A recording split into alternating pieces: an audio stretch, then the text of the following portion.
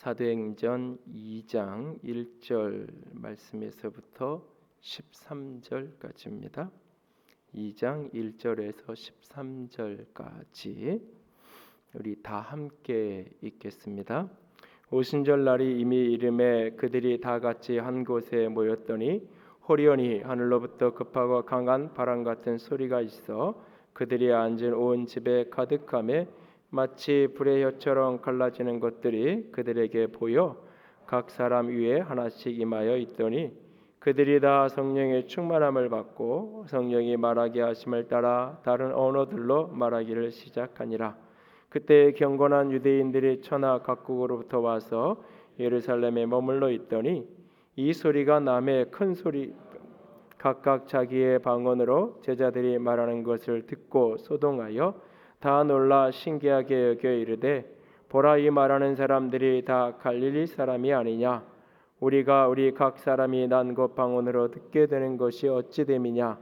우리는 바데인과 메데인과 엘람인과 또 메소포타미아, 유대와 갑바도기와 본도와 아시아, 부르기아와 밤빌리아, 애굽과 및 구레네에 가까운 리비아 여러 지방에 사는 사람들과 로마로부터 온 나그네 곧 유대인과 유대교에 들어온 사람들과 그레데인과 아라비아인들이라.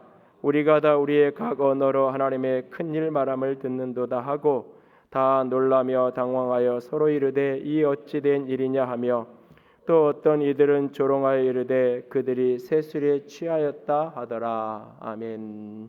기도합니다. 영광의 하나님, 주께서 이 시간 말씀하여 주시옵소서. 연약한 종을 십자가 뒤에 가려주시고 살아계신 주님만 드러나는 복된 시간 되기를 간절히 원하며 주님께만 위탁하며 우리 주님 예수님 이름으로 기도드렸습니다. 아멘. 우리 교회는 한국교회가 전통적으로 7월 첫째 주를 맥주감사절, 맥주절로 지키는데 우리는 그것이 아니라 부활절 7주가 되는 날을 77절 또는 성령 강림절로 우리가 함께 지켜갑니다. 이 출애굽기 23장 16절에 맥추절을 지키라.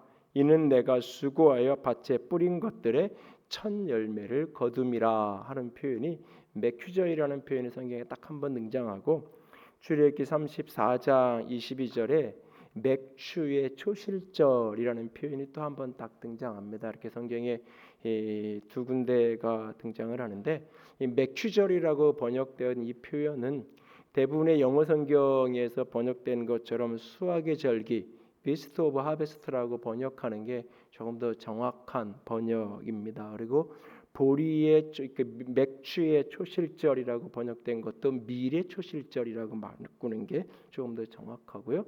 오늘 이 출애굽기 23장 16절에 맥추절을 지키라고 하면서 내가 수고하여서 밭에 뿌린 것의 첫 열매를 거둠이라라고 말하는데 이 이스라엘 땅의 이 보리와 밀의 추수하는 시기를 보면 보리 추수가 대부분 6월절 정도부터 시작이 돼서 이 오순절, 이 맥추절 때가 되면 보리 추수는 이미 다 끝났고 밀 추수가 이 시점부터 이제 본격화되어지는 그런 시기입니다. 그래서 이 추수의 첫 열매라고 말할 때 그것은 보리의 첫 열매를 가리키는 것은 밀의 첫 열매를 가리키는 겁니다. 그런데 이제 한자로 밀이라는 말을 쓸 때 소맥, 보리를 대맥 이렇게 쓰죠. 그런 의미에서 뭐 맥추의 초실절이 전혀 틀린 말은 아닐 거예요. 그리고 우리 농사 문화가 보리가 5월에서 6월 이 시기에 이제 보리 추수하는 시즌하고 연결이 우리 농사법이 그렇게 이제 계절이 연결이 되면서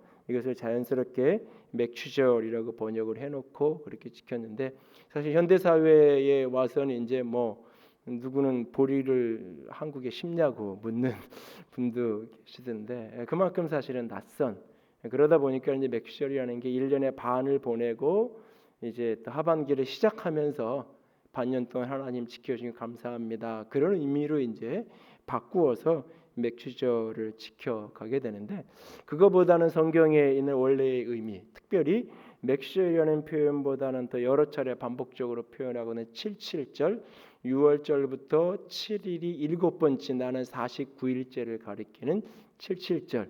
그리고 이 77절 다음 날인 50일째 되는 50일을 가리키는 오순절, 77절과 오순절이 같이 묶여 있는데, 그래서 이스라엘 백성들이 광야에 생활하다가 가나안 땅에 들어가서 처음 곡식을 뿌리고 거두었던 그것을 하나님께 감사하면서 지켰던 77절, 그리고 오순절은 이스라엘 백성들이 애굽에 나와서 시내산에 도착해서 하나님께로부터 율법을 수여받은 날, 그날을 유대인들은 오순절이라고 부르는데, 그래서 이 농사로는 추수한 것을 감사하는 시즌, 그 절기, 그리고 이 출애굽 여정과 관련해서는 6월절에서부터 50일이 지나서 시내산에 도착해서 하나님께서 율법을 수여받은 날, 이 두 개의 오순절과 77절을 같이 배경으로 한 게 성령 강림절.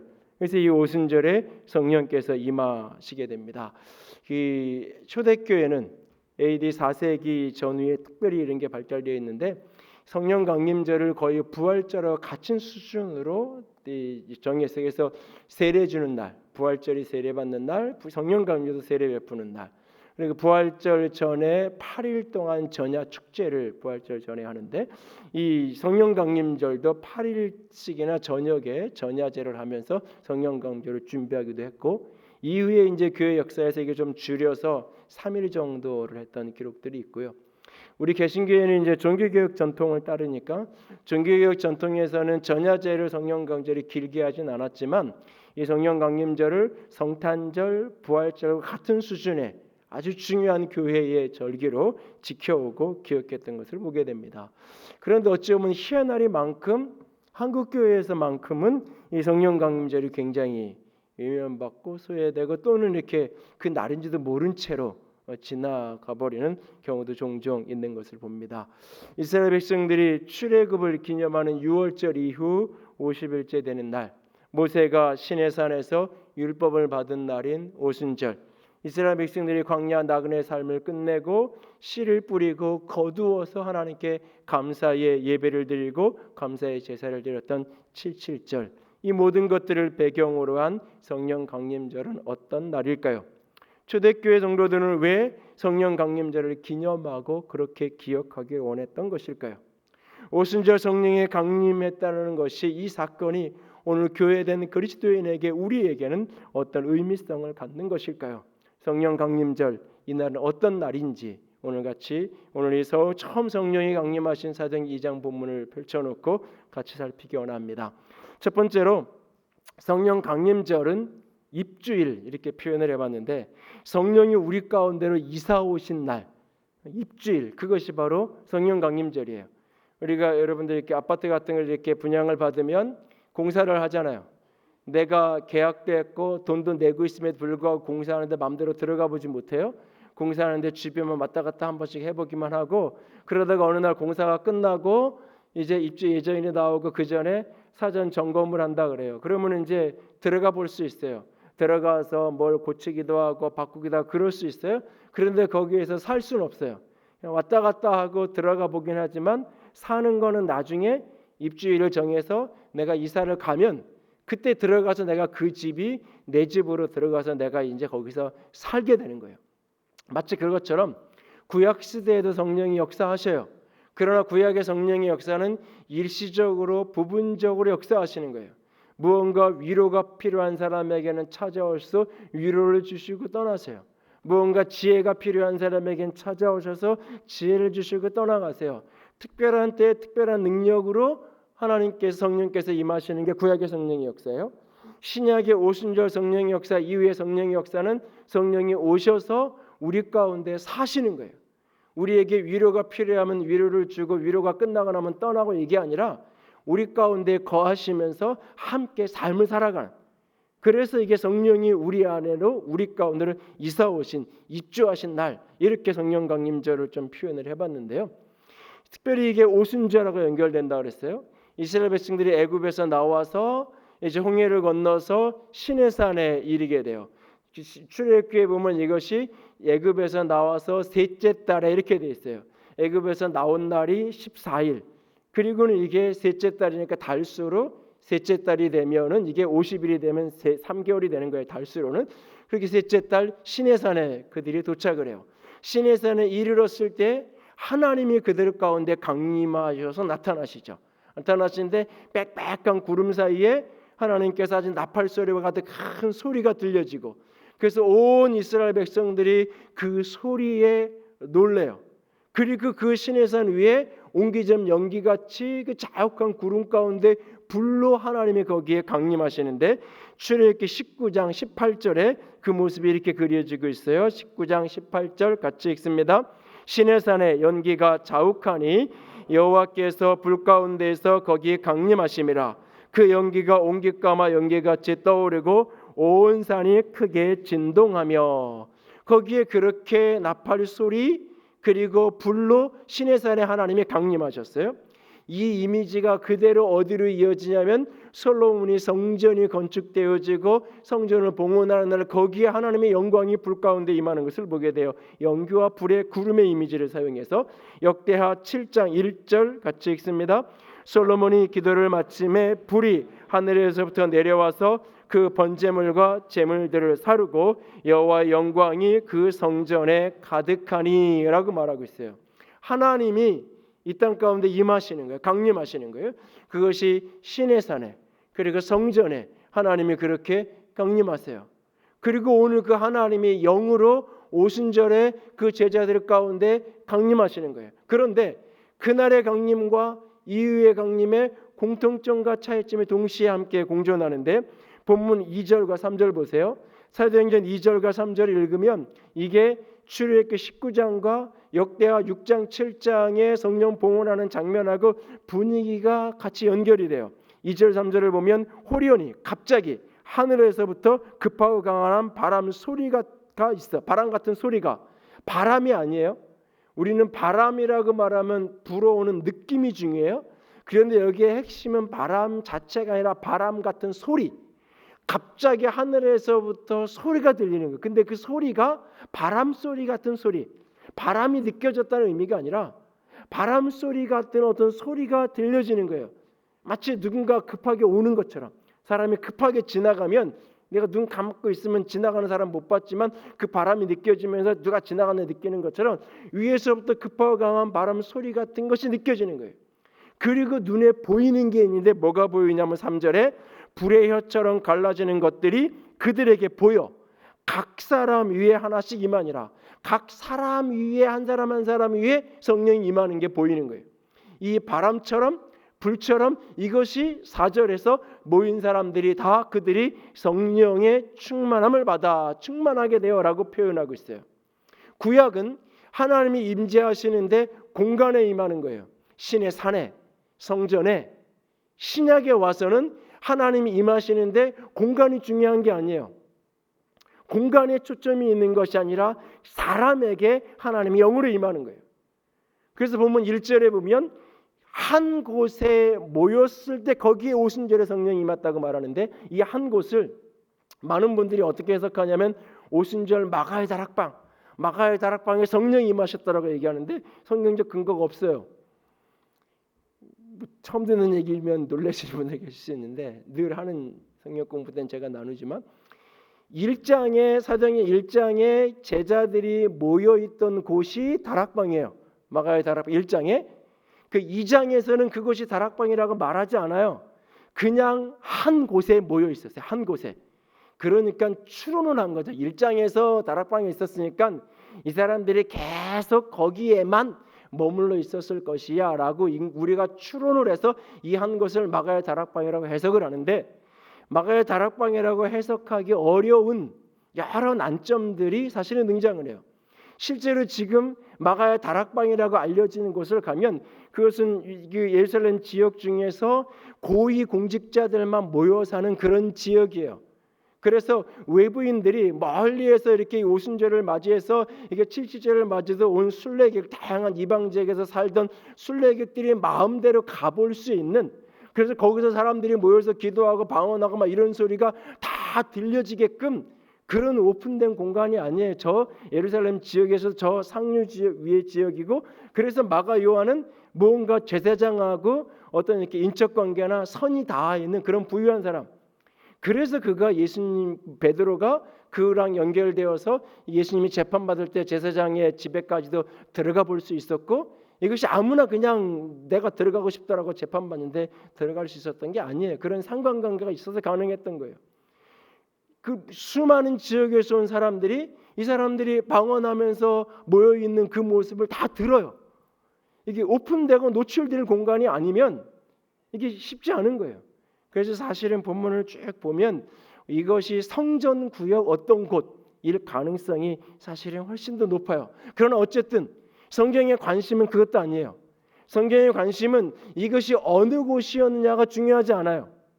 어느 곳이었나가 중요해서 그곳에 우리가 가야 되는, 신의 산에 하나님이 임했으니까 신의 산에 가봐야 되는, 성전에 하나님이 계시니까 성전에 가야 되는, 이게 아닌 거예요. 그곳이 어떤 곳인지가 하나님의 관심이 아니에요. 중요한 것은 그 성령이 사람에게 임한 거예요. 우리에게. 그리고 그 사람들이 공동체로 모여 있는 그곳을 가리켜서 교회라고 말하는 거예요. 건물이 교회가 아니라, 그 마가의 다락방이 교회가 아니라, 성전이 교회가 아니라 그 사람들, 성령이 각 사람에게 임한. 그래서 이 사건을 베드로가 해석하면서 설교를 하는데 요엘서를 인용하면서 설교를 해요. 요엘서 인용하면서 16절 이하를 보면 설교를 하는데 뭐라 그러냐면 17절에 가면 하나님이 말씀하시기에 말세에 내가 내 영을 모든 육체에 부어주리니, 내가 내 영을 모든 육체에 부어주고, 이 말씀의 성취다. 그리고 18절을 보면 내가 내 영을 내 남종과 여종들에게 부어주리니, 남자들만이 아니라 여자들도 다 같이 남녀 신분 계층의 차별 없이 모두에게 내가 내 영을 내 육체, 사람의 육체에게, 남녀 종들에게 내가 부어준다. 하나님의 성령이, 하나님의 영이 우리 가운데 하나님의 영이 우리의 육체 가운데, 우리 가운데 오셔서, 그래서 우리가 성전이고 하나님의 성전대 하나님의 영 가지고 우리가 공동체로 모여있는 그 공동체가 성전이라고 베드로전서 3장과 6장에서 우리에게 가르쳐주고 있는 거예요. 내 몸이 성령이 거하시는 성전이고 우리가 성령의 전이라고 말하고 있는 거예요. 오순절은, 성령 강림절은 어떤 날이냐? 하나님이 영으로 우리 가운데로 오셔서, 가끔 우리에게 능력이 없으면 와서 능력 주고 떠나고, 지혜가 없어서 막 고민하면 와서 지혜 딱 넣어주고 떠나고, 이런 게 아니라 이렇게 뭔가 이렇게 길을 받듯이 잠깐 하다가 빠져가고 이런 게 아니라 하나님이 영으로 우리 가운데 오셔서 내 안에, 우리 안에 이주해 온, 입주해 온, 이사 온 그날이 바로 성령 강림절이에요. 하나님이, 예수님이 이 땅에 육체로 오신 것처럼 성령님이 영으로 우리 가운데 이 땅에 찾아오신 날, 이사 오신 그 날이 성령 강림절이에요. 두 번째로 이 성령 강림절은 출생이라는 표현을 제가 써봤는데, 우리가 성령의 사람으로 태어난 날이 성령 강림절이에요. 그렇게 성령님이 우리 가운데 오심으로 말미암아 내가 성령의 사람으로 태어나는 거예요. 그렇게 성령이 우리 가운데 오심으로 말미암아 성령의 사람들의 공동체인 교회가 탄생하는 거예요. 교회가 탄생하는 거예요. 출애굽기 19장 5절과 6절 다 같이 읽습니다. 세계가 다 내게 속하였나니 너희가 내 말을 잘 듣고 내 언약을 지키면 너희는 모든 민족 중에 내 소유가 되겠고 너희가 내게 대하여 제사장 나라가 되며 거룩한 백성이 되리라. 이스라엘 백성이 애굽에 있을 때도 하나님의 백성이었어요. 그러나 그들을 하나님께서 애굽에서 출애굽시키셔서 시내산에 데리고 오셔서 거기에 하나님의 강림하셔서 그 백성들하고 계약을 맺는 거예요. 그 백성들하고 언약을 맺는 거예요. 이전에는 하나님이 아브라함 개인과 언약을 맺었어요. 이제는 이스라엘 백성 공동체 전체와 하나님이 언약을 맺는 거예요. 그래서 이스라엘은 하나님의 백성이 되고 너희들은 제사장 나라가 되고 나는 너희의 하나님, 이스라엘의 하나님이 되고 너는 내 백성이 되고 나는 너희 하나님이 되는, 하나님과 이스라엘 백성들 사이에 언약을 맺는 거예요. 이전에도 물론 애굽에 있을 때 하나님의 백성이었지만 이제는 공식적으로 이렇게 확인되는 거예요.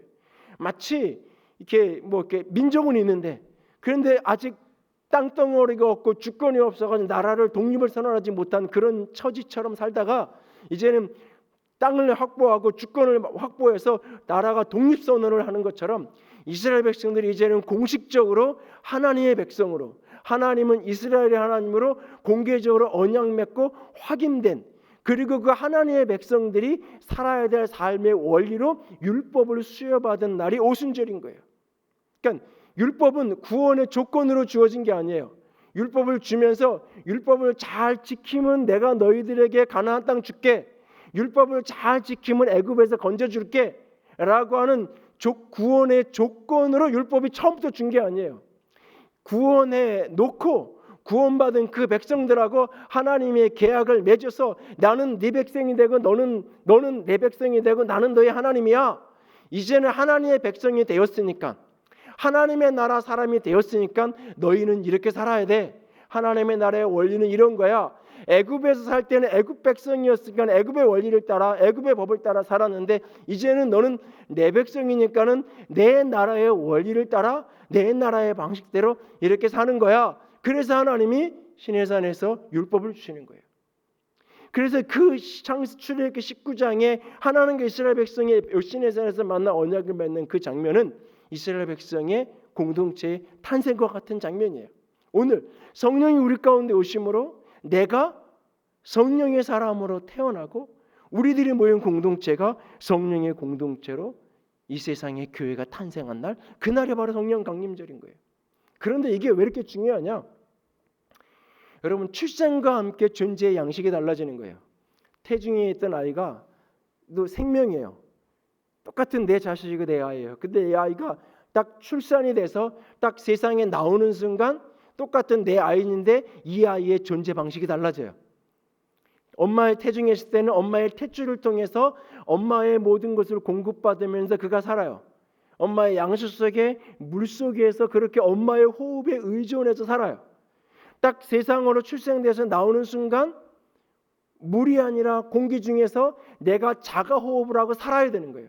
스스로 자가 호흡을 하고 존재의 양식이 전혀 다른 생명이 되는 거예요. 그래서 요즘에 다 이렇게 기계로 찍어보지만 옛날에는 애기 딱 태어나면 때려서 울리잖아요.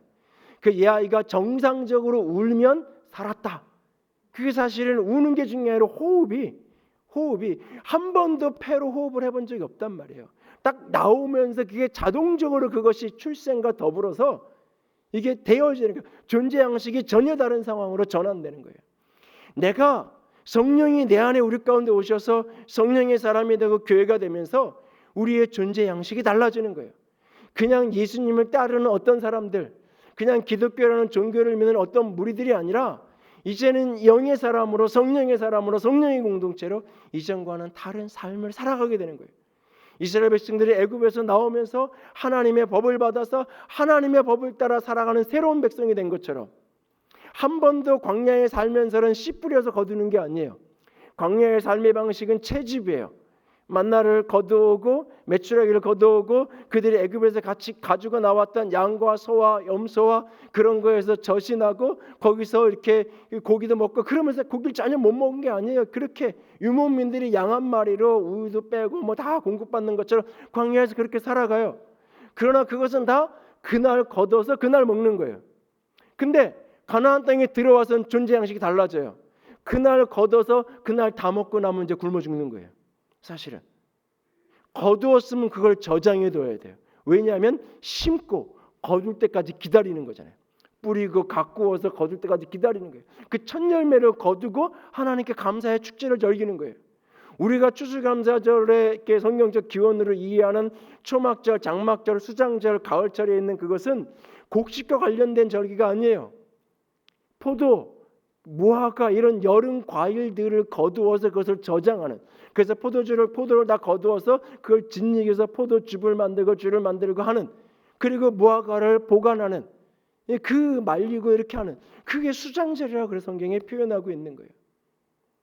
존재 양식이 광야에서 살던 삶의 패턴하고 가나안 땅에 딱 들어가는 순간 전혀 다른 양식으로 그들이 살아야 되는 거예요. 그것을 기념하고 기억하는 날, 그 감사로 하나님께 나아가는 날이 이 칠칠절인 거예요. 그러니까 성령이 우리 가운데 오심으로 우리의 존재 양식이 달라지는 거예요. 지난달에 바벨에 대한 이야기를 창세기를 말씀드리면서 바벨탑 사건의 그 바벨 사건의 신약의 대칭을 이루는 사건이 사도행전 2장의 성령 강림 사건이라고 그랬어요. 그 바벨의 공동체의 그런 혼돈과 혼잡함에 찾아온 이유가 뭐냐? 자기 중심성 속에서 자기 교만 속에 하나님을 거역하면서 자기 이름을 내려고 할 때 온 세계가 혼돈에 빠져들어가는 거예요. 커뮤니케이션이 단절되면서. 그러나 오순절에 성령이 오심으로 단절됐던 커뮤니케이션이 다시 열려서 사람들과의 소통이 가능하게 되어지면서 그들 안에 하나의 연합이 일어나는 거예요. 성령이 오심으로 자기중심성이 깨어진 공동체가 만들어지기 시작하는 거예요. 이것이. 그래서 그 바벨의 사건하고 이 오순절 성령 강림 사건하고가 대칭을 이루는 짝으로 성경 속에 등장을 하고 있는 거예요. 그래서 성령 충만한 곳, 성령이 자유롭게 역사하시는 곳, 그곳에는 늘 하나됨이 있는 거예요. 획일적 다 흰색으로 입고 있는, 다 까만색이 있는 그런 획일성을 이야기하는 게 아니라 다른데 아름다운 하모니가 일어나는 그 조화로운 연합이 성령이 역사하시는 곳에 늘 나타나는 거예요. 성령이 소통하게 하면서 하나로 하모니를 만들어내는 영이기 때문에 성령께서 우리 가운데 오심으로 내 삶의 존재 양식이 달라지는 거예요. 그래서 사도행전 2장 그렇게 성령이 우리 가운데 오시고 그렇게 탄생한 교회의 모습을 사도행전 2장 끝부분에 그려지는데 어떤 모습이냐? 그들이 모여서 맨날 신비를 체험하고 이제 성령 받았으니까 온통 신비적인 역사만 가득한 공동체가 되었다. 그것이 전부가 아니에요. 그들 가운데 표적과 기사가 있었어요. 성령의 공동체, 주의 공동체는 신비의 공동체인 건 맞아요. 그러나 그것이 전부가 아닌 거예요. 그들의 존재 양식이 달라진 거예요. 그래서 내 것을 내어놓고 내 것이라고 말하지 않는, 각자 자기 필요를 따라 가지고 가서 사는, 그런데 그 일을 기쁨으로 하는, 그런데 그렇게 먹는, 내 것을 내어놓고 각자 필요한 만큼 먹는데 지분만큼이 아니라 내 식구가 5명이면 5명 거 싸와가지고 5명이 자기 지분만큼 먹는 게 아니라 자기 형편껏 자기 능력껏 자기 가진 건 내어놓고 근데 먹는 건 자기 필요한 데 나눠 먹는, 그런데 그걸 기뻐하는 거예요. 기분 나쁜 게 아니라 기뻐하는 거예요. 아, 저 사람 맨날 저렇게 너무 어려운 사람하고 같이 이렇게 묶여 있어가지고 나는 힘들고 다음번에는 저런 사람 좀 빼고 좀 넉넉한 사람, 그런 사람하고 소그룹 됐으면 좋겠고, 이게 아닌 거예요. 공짜라면 평소에는 먹지도 안 먹는 것도 먹지도 않으면서 공짜라면 2개 더 받아가지고 가져가서 집에서 썩어서 버리는 게 사람인데, 인간의 죄성인데, 이게 그걸 부정하는 거예요. 내 것을 내어놓고 필요에 따라 가져가고 나누고, 그런데 그것이 기뻐요. 그런데 그렇게 하는데 그게 한 마음이 돼요. 한 마음이 돼요. 우리가 봉사하고 뭘 하다가도 짜증나고 한 마음이 깨지는 게 뭐예요? 나는 10개, 내가 10개 했으면 저 사람 2-3개라도 해야 되는데 나는 10개 하는데 하나도 안 하고 짜증나고 화나, 나도 하고 싫어지잖아요. 근데 그게 기쁜 거예요. 이게 자아가, 자기 중심성이 깨어진, 이걸 넘어선 그 모습들이 공동체 안에 일어나는 거예요. 요즘에 논란거리가 되고 있는 그 인분 먹인 교회 뭐 이런 이야기 논란거리가 되어 있는데, 이렇게 내용들을 뭐 이렇게 사실 방송으로 이렇게 이슈가 되기 전부터 어느 정도는 정보를 알고 있던 교회였고, 그런데 이렇게 자꾸 이렇게 확대 재생산되고 부정적인 것만 자꾸 이렇게 더 클로즈업 되는 것 같아서 참 안타까운데, 그렇게 하는 그 인분 먹인 거 그거는 뭐 자체하고 그게 10단계씩 만들어가지고 막 훈련하고 사람들을 어떻게 보면 막 통제하려고 하고, 이게 왜 그러냐면요, 사람이 그렇게 안 하면 말을 안 들어요. 인간의 이 죄성이 끊임없이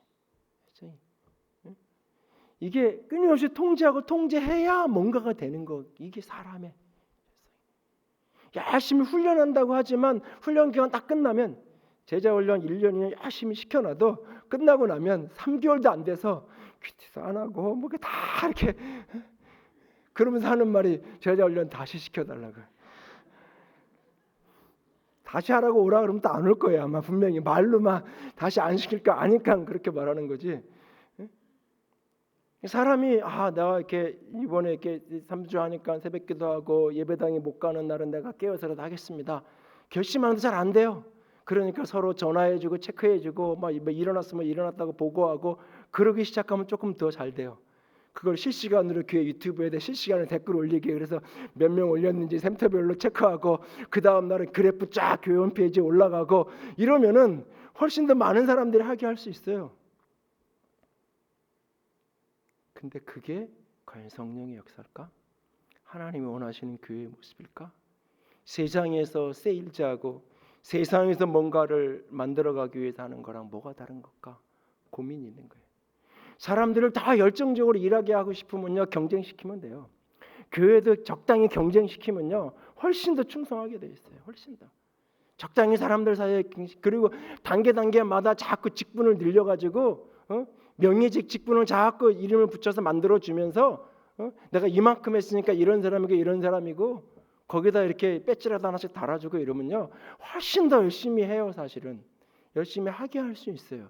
그게 하나님이 원하시는 걸까? 그것이 성령의 공동체의 교회의 본질적인 모습일까? 몇 주 만에 이렇게 몇 개월 만에 이렇게 얼굴을 봤어요. 예배를 이렇게 온라인을 하다가 주일날 와서 이게 오랜만에 봤다 그러니까 그분이 그러셔요. 저한테, 목사님 저는 매주 봤는데요. 저는 오랜만에 봤지만 그분은 매주 저를 본 거예요. 근데 여러분 이렇게 예배 이렇게 되면 설교를 하잖아요. 이렇게 쭉 보면요, 그분이 설교를 듣는지 안 듣는지 알아요.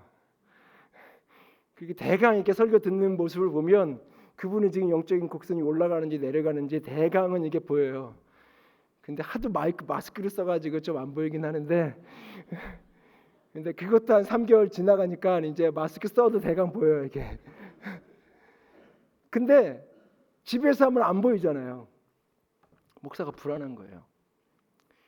모이지 않는 것에 대해서 과연 교인들 때문에, 그 사람들 때문에 내가 뭔가 대책을 만들고 싶고 뭘 하려고 그러는 건지, 내가 불안한 건지. 내 눈에 보이지 않으니까. 예배를 한다 그러는데 내 눈에 보이지 않으니까. 근데 그런 걸로 이렇게 씨름할 때 내 마음에 하나님께 주시는 말씀 가운데 하나가 뭐냐면, 네 눈에는 안 보여도 내 눈에는 보인다. 목사 눈에는 안 보여도 하나님은 보고 계시고 하나님의 영이 일하시. 성령이 그들 가운데 일하실 거라는 믿음. 성령이 그들 가운데 일할 거라는 믿음이 있냐?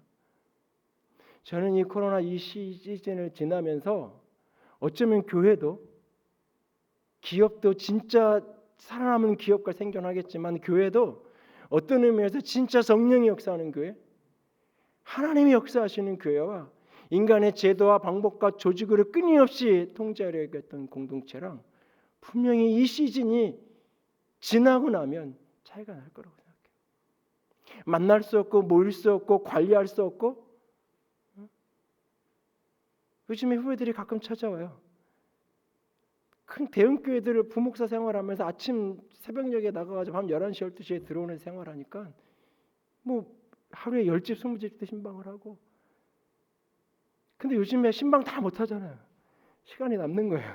그러니까 가끔 전화 와가지고 점심 먹자 그러고, 뭐 이렇게 지나가는 길인데 좀 온다 그러고 가끔 찾아와요. 근데 그만큼 사실은 관리가 안 되는 거예요. 어쩌면.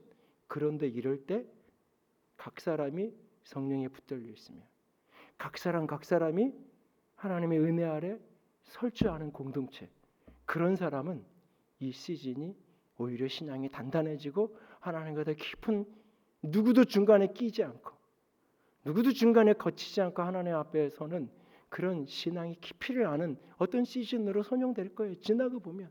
사실은 여러분, 우리가 성령의 사람으로 출생한 날, 교회가 성령의 공동체로 이 세상에 태어난 날, 그날이 성령 강림절이에요. 이 출생과 더불어서 성령의 임하심과 더불어서 태어난 교회, 성령의 임하심과 더불어서 이 땅에 존재하는 성령의 사람들, 우리들은 세상의 가치, 세상의 기준, 세상의 방법론으로 사는 사람이 아니라 성령의 가치, 하나님의 방법론으로 살아가는 거예요. 율법이 주어졌는데 율법을 내 능력으로 이룰 수가 없어요. 내 능력으로 율법을 성취할 수가 없어요. 그런데 하나님의 성령이 그 율법을 이루게 하시는 거예요. 그 능력으로 우리 가운데 오시는 거예요. 지난해 금요일 날 용서에 대한 이야기를 나눴어요. 그리스도에 너무 빨리 용서에 대한 부담감을 갖지 말라고. 용서를 향한 지향적 목표에 너무 빨리 자기 자신을 노출시키지 말라고. 안 되는 걸 어찌하라고. 하나님께로서 용서의 은혜가 오고 용서의 영이 부어지고 그 능력이 내게 부어져야 용서가 가능한 거지. 그게 안 되는데 용서해야지 끊임없이 죄책감과 정죄감에 스스로를 가둘 뿐이에요. 그것을 율법주의라고 얘기하는 거예요. 율법은 내 힘이 아니라 주의 은혜로 지켜지는 거예요. 성령의 능력으로 그것이 이루어지는 거예요. 나는 안 되는데 성령이 오셔서 그 일을 가능하게 하는 그 능력으로 성령이 우리 가운데 오신 날, 그것이 바로 성령 강림절이에요. 성령 강림절은 그분이 내게 입주하신 날이고 내 안에 이사 온 날이고, 성령 강림절은 그분이 내게 오심으로 내가 성령의 사람으로 출생하고 우리 공동체가 그렇게 태어난 날이에요. 그리고 세 번째로는 오픈일이라고 제목을 붙여봤어요. 예수님을 주와 그리스도로 증언하게 되는 날이 이 날이에요. 가게를 잘 준비해서 오늘부터 장사 시작합니다. 오픈하잖아요. 교회가 교회로서의 사명을 오픈하기 시작한 날. 성도가 성령의 사람이 성령의 사람다운 삶을 살아가기 시작한 날. 그날이 바로 성령 강림절이에요. 성령이 충만하게 우리에게 오심으로 말미암아 교회의 어떤 현상이, 성도들에게 어떤 일이 벌어지느냐, 다른 언어로 말하기 시작하는 거예요. 방언으로 말하기 시작하는 거예요. 이 방언을 어떻게 해석하고 어떻게 이해할 거냐는 것은 한국 교회 안에 여전히 논란이에요. 방언이 없다는 부분부터 시작해서 방언을 적극 활성화시켜야 된다는 생각 배경까지 다양한 논란이 있어요. 사실은 세계교회에서는 이미 논란이 거의 끝난 건데도 불구하고 한국 교회는 여전히 진행형의 논란이에요. 그런데 그 논란을 어떻게 해석하든 상관없이 분명한 건 뭐냐? 그들은 다른 언어를 말했어요. 그리고 사람들은 그걸 들었어요. 그 들은 사람은 이 안에 있는 사람이 아니에요. 방언 받은 사람이 아니에요.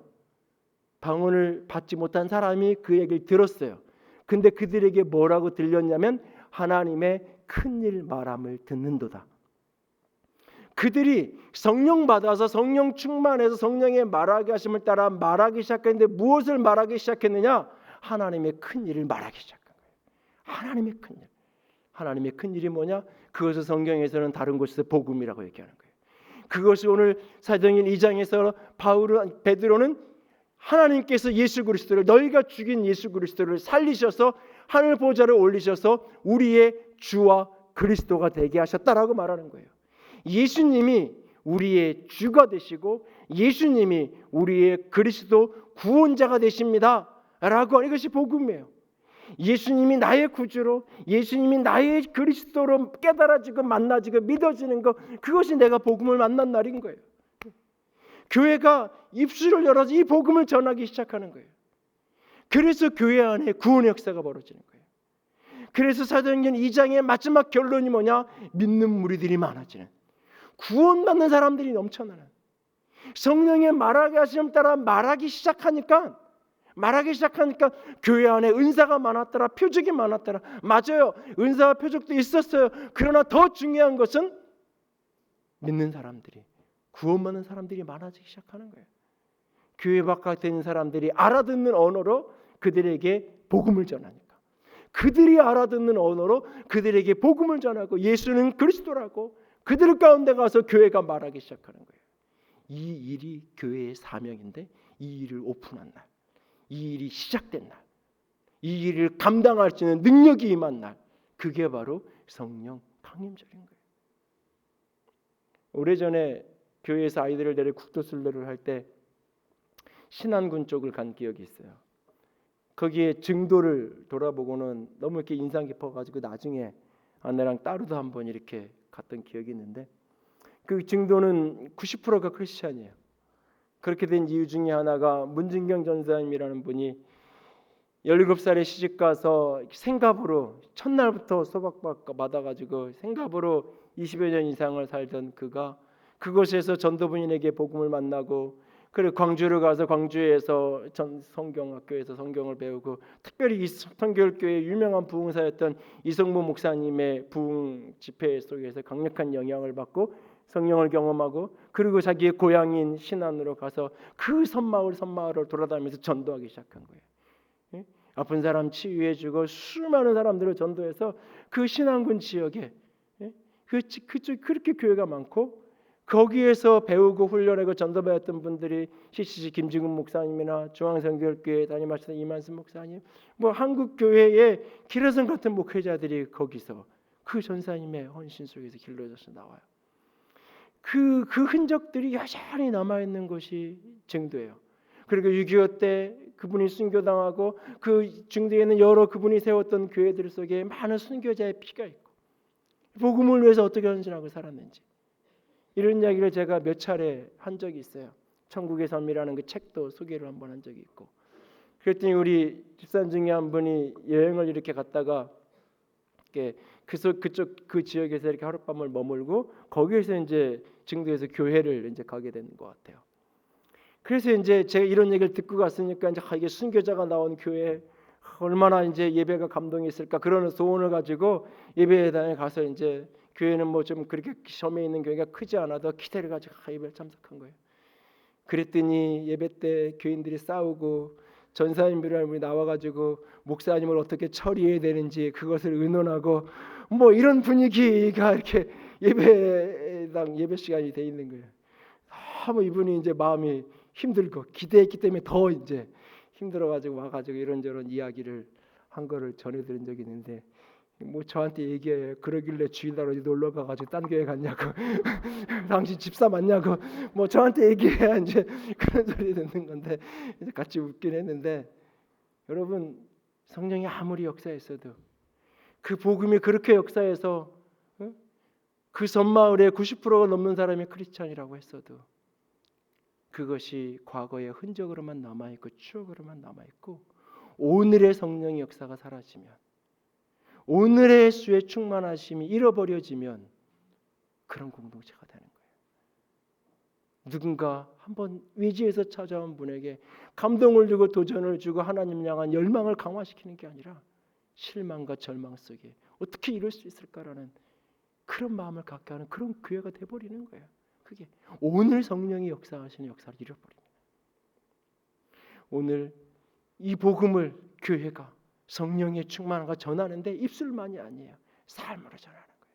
입술과 삶으로 내 입으로 내 몸으로 그렇게 전하는 일을 시작한 날 오픈일, 그것이 바로 성령 강림절이에요. 성령 강림절은 성령이 우리 가운데 이사 오신. 그래서 내가 성령의 사람으로 우리가 성령의 공동체로 교회로 태어난다. 그리고 이제 그 성령과 더불어 우리가 우리의 사명, 성령의 사람 된 사명, 교회 된 사명을 감당하기를 시작한다. 예수를 주와 그리스도로 증언하는 일이 시작된다. 그것이 바로 성령 강림절이에요. 아이들이 읽는 동화 가운데 닭장 속의 독수리라고 하는 그림책이 있어요. 어린아이가 우연히 가져다가 독수리 알을 닭장 속에 넣어서 같이 부화한 거예요. 독수리임에도 불구하고 닭장 속에서 같이 있으니까 자기가 이상하잖아요. 오히려 자기가 천덕꾸러기처럼 닭장 속에서 살아가는 이 독수리, 어떻게든 그 닭들의 세계에 적응해서 병아리에게 낙오되지 않으려고 애쓰며 그렇게 살아가요. 그러던 어느 날 바람이 불면서 일군의 몇 마리의 독수리가 쫙 비상하며 날아오르가는 모습을 봐요. 그것을 보는 순간 눈이 반짝반짝반짝. 왜? 너무너무나 다른 이 병아리들하고 닭하고 자신이 달라서 힘들었는데 자신이랑 똑같은, 자기랑 너무 닮은, 그래도 너무 멋있게 저렇게 하늘을 나르는 독수리들을 보면서 흥분이 되기 시작하는 거예요. 그리고 다시 한번 바람이 그에게 불어와요. 그 불어오는 바람에 날개를 쫙 펴는 순간 날아오르기 시작하는 거예요. 창공을 높이 날아올라요. 그리고 이 독수리는 다시는 그 닭장으로 돌아오지 않아요. 여러분, 독수리는 날개를 힘껏 퍼득거려서 날아오르는 새가 아니에요. 불어오는 바람에 날개를 펴면 그 날개를 그 바람을 타고 날아오르는 게 독수리예요. 신앙은 내가 열심히 날개짓 하듯이 열심히 믿어보려고, 어떻게든 말씀대로 살아보려고 내가 열심히 몸부림치듯이 퍼더덕거리며 살아가는 게 신앙의 여정이 아니에요. 신앙은 성령께서 우리 가운데 오셔서 일으키시는 그 바람에 내 날개를 펴고 그 바람에 나를 맡기는 거예요. 내가 하고 싶은 거, 내가 원하는 거 다 내려놓고 성령께서 이끌어 가시는 대로 성령의 바람에 나를 맡기는 거예요. 그러면 그날 불의 혀같이 임했던 그 성령이 내 입에서 불같이 복음이 선포될 수 있도록, 내 입술이 불같이 예수는 그리스도라고, 예수는 주라고 증언하는 그런 복음의 사람으로 우리를 비춰가시는 거예요. 오늘 내 힘으로 퍼덕거리는 신앙인이 아니라 오늘도 성령의 불처럼 바람처럼 우리 가운데 충만함을 임하실 때 그 바람을 타고 그 불로 뜨거워져서 오늘도 성령의 사람으로, 성령의 공동체로 예수를 주와 그리스도로 증언하는 자로 살아갈 수 있는 저와 여러분이 우리가 될 수 있기를 주님의 이름으로 부탁을 드립니다. 찬양합시다. 허무한 시절 지날 때, 깊은 한숨 내쉴 때 그런 풍경 보시며 탄식하는 분 있네. 그와 같이 너희를 버려두지 않으리. 내가 너희와 영원히 함께 하리라. 성령이 오셨네. 성령이 오셨네. 내 주에 보내신 성령이 오셨네. 함께 찬양합니다.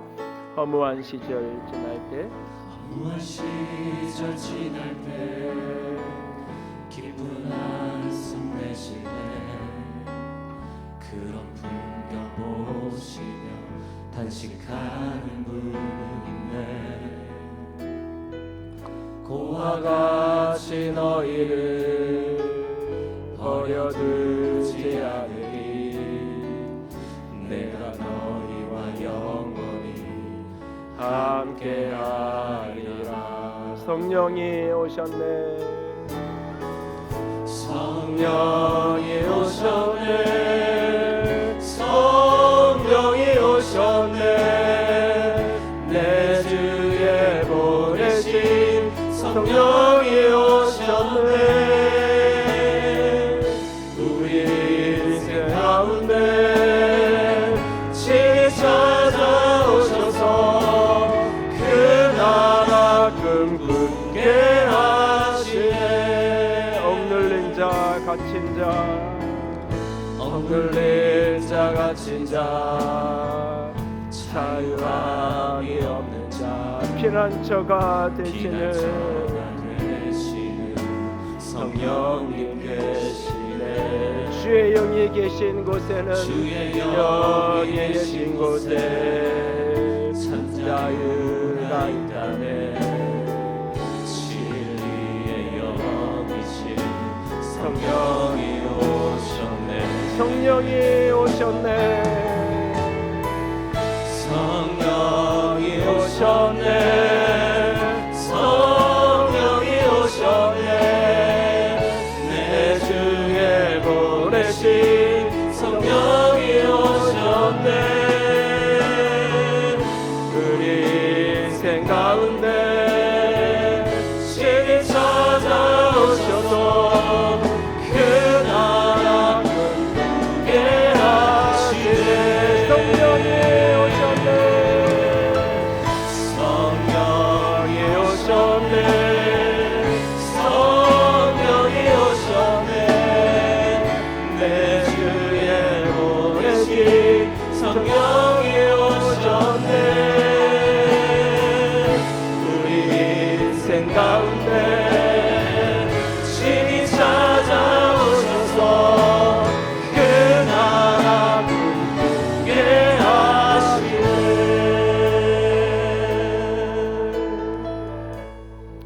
이 시간 함께 기도하며 나아갑니다.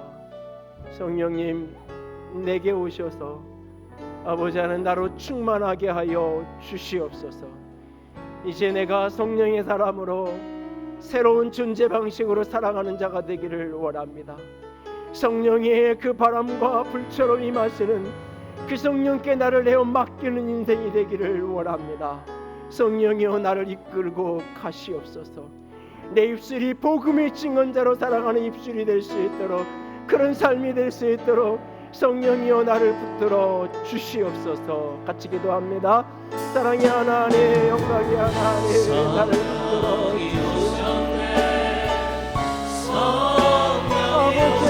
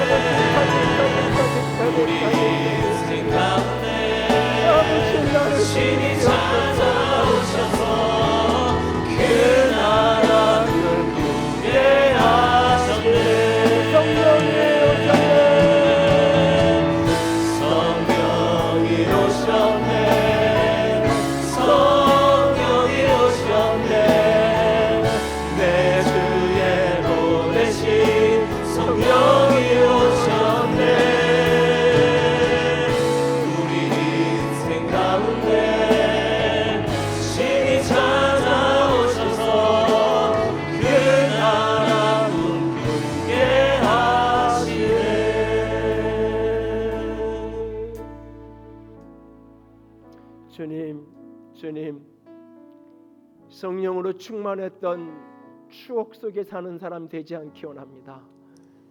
성령이 충만했던 어제의 기억으로 오늘을 사는 자가 되지 않기를 원합니다. 지금 이 시간 여기에 임하신 성령에 붙들려 살아가게 하여 주시옵소서. 주님이 내 안에 계시고 주님이 내 안에 나와 함께 사시기에 내가 성령의 사람으로, 우리가 성령의 공동체로 이 땅에 서게 하여 주시옵소서. 내 것을 내 것이라 하지 아니하면서도 기뻐할 수 있는, 하나님의 말씀을 능력으로 순종할 수 있는 힘과 능력을 우리에게 부어 주시옵소서. 입술을 열어 불처럼 복음을 증거하는 자가 되기를 원합니다. 예수가 우리의 주님이라고, 예수가 살아계신 그리스도라고 외치는 그 능력을 우리에게 부어 주시옵소서. 성령이여 우리를 붙들어 주시옵소서. 주님 사랑합니다. 주님 사랑합니다. 우리 주님 예수님 이름으로 기도드렸습니다. 아멘.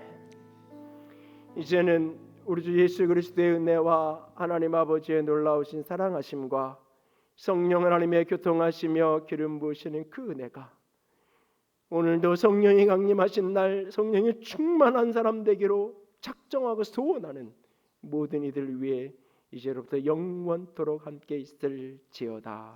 아멘.